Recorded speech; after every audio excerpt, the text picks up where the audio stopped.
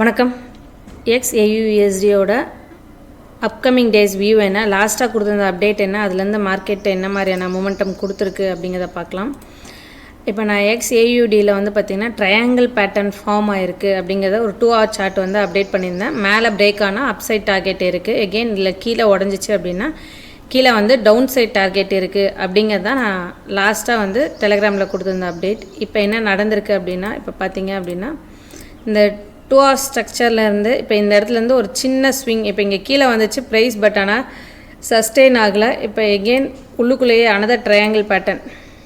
இப்போ நம்ம வந்து ஃபஸ்ட்டு பார்த்து இந்த இடம் வந்து பார்த்திங்கன்னா இப்படி தான் மார்க் பண்ணியிருப்போம். இப்போ கீழே உடச்சிட்டு கீழே வந்து சஸ்டெயின் ஆகிற மாதிரியான ஒரு இது வியூ கொடுத்துருந்துச்சு. பட் கீழே ப்ரைஸ் ஒரு மூமெண்டம் வந்து அதிகமாக இல்லை. எகெயின் வந்து இப்போ பார்த்தீங்க அப்படின்னா இந்த இடத்துலையே எகெயின் ஒரு கன்சால்டேஷன் மேலே கீழே மூவ் ஆகிட்டு இருந்துச்சு.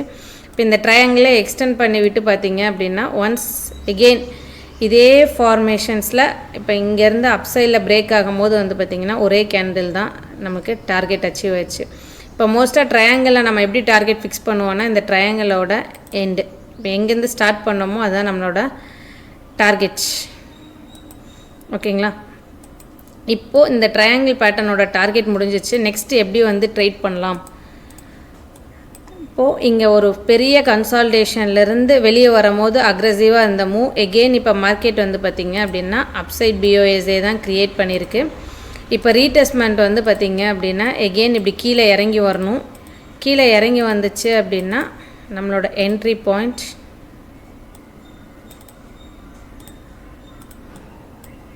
இப்போ எங்கேருந்து இந்த ரேலி கொடுத்துருந்துச்சோ அதே பாயிண்ட் 2160 வரைக்கும் இப்போ வரலாம். வந்துட்டு இந்த இடத்துலேருந்து நம்மளுக்கு ரிவர்சல் நடக்கலாம். இல்லை அப்படின்னா இப்போ இந்த நம்ம டவுன் சைடுக்கான டார்கெட் வந்து பார்த்திங்கன்னா இப்போ இந்த இது உடச்சி இப்படி க்ளோஸ் தெளிவாக வச்சா மட்டும்தான் நம்ம டவுன் சைடில் எக்ஸ்பெக்ட் பண்ண முடியும். டவுன் சைடில் வந்து நம்ம எது வரைக்கும் கரெக்ஷன்ஸ் எக்ஸ்பெக்ட் பண்ணுறோம் அப்படின்னா 2050.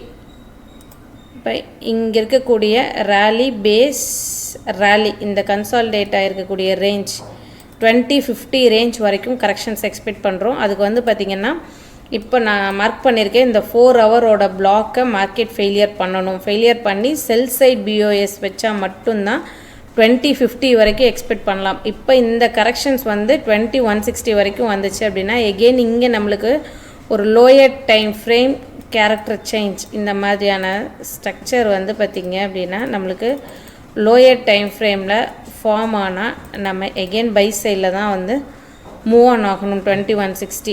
இதுக்கு கீழே நம்ம க்ளோஸ் வச்சா 2050 வந்ததுக்கப்புறம் எகெயின் பை ஸ்ட்ராங் பையாக இருக்குது. இப்போ இதில் வந்து நம்ம செல் வந்து ட்ரேட் பண்ணுறது வந்து ஃபுல்லாகவே கவுண்டர் ஃப்ளோ, ஒரு ஷார்ட் டேர்ம் ட்ரேடு தான். நீங்கள் வந்து இப்போ செல் வந்து எடுக்கிற மாதிரி இருந்துச்சு அப்படின்னா ரொம்ப பெரிய டார்கெட் ஃபிக்ஸ் பண்ணக்கூடாது. இந்த கரெக்ஷன்ஸில் ஒரு 1:2 or 3 வெளியே வந்துடும். கவுண்டர் ட்ரெண்டு தான், அதுக்கான கன்ஃபர்மேஷனும் கிடைக்கும் போது இந்த ரீடெஸ்ட்மெண்ட்டை ட்ரேட் பண்ணுங்கள். இப்போ ப்ரோ ட்ரெண்ட் பை ட்ரேட் பண்ணும்போது நமக்கு பிரச்சனை இல்லை. கவுண்டர் ட்ரெண்டு ட்ரேட் பண்ணுறோம் அப்படின்னா நமக்கான அந்த கன்ஃபர்மேஷன் இல்லாமல் ட்ரேட் பண்ணக்கூடாது. ஓகேங்களா? என்னோடய வியூ இதுதான். நீங்களும் அனலைஸ் பண்ணிவிட்டு ட்ரேட் பண்ணுங்கள். ஸ்ட்ரிக்டாக ஸ்டாப் லாஸ் வச்சுட்டு ட்ரேட் பண்ணுங்கள். நன்றி, வணக்கம்.